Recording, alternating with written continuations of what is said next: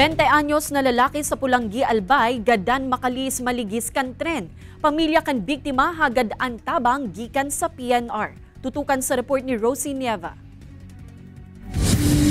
Pasado alas 7 ninbang gikan Biyernes kan mag-agi ang tren gikan sa Naga City pasiring sa syudad nin Legazpi. Alagad paglagpas kaini sa barangay Sugkad, Pulanggi, Albay, nakubanan na sanaan mga tao makalihis mahiling ang 20 anyos na lalaki na nakabulagta sa gilid kan riles. Mayo ng buhay, may malalang tama sa payo asin putol na ang bitis.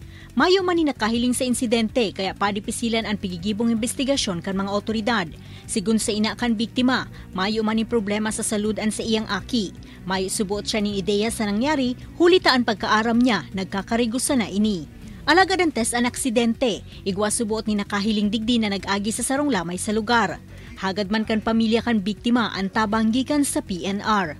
Hindi ko po akalain mangyayari yan sa anak ko kasi mabait man po yan. Hindi naman po siya lumalabas.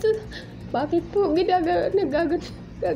ganyan ang nangyari sa kanya? Pigsyarto man kan PNR na bukas sinda sa investigasyon asin nakatalaan man sindang magpadara nin tabang sa pamilya kan biktima.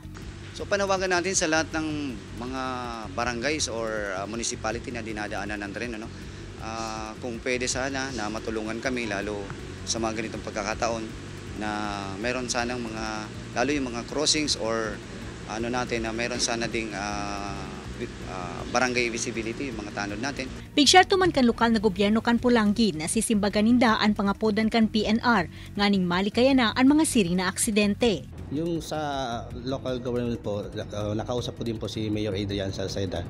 According po sa kanya is magpapatawag po siya ng meeting sa mga barangay officials concerning sa mga may area na dinadaanan po ng train.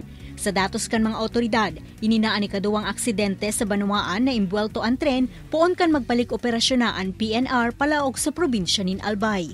Ini si Rosie Nieva, Balitang Bicolandia.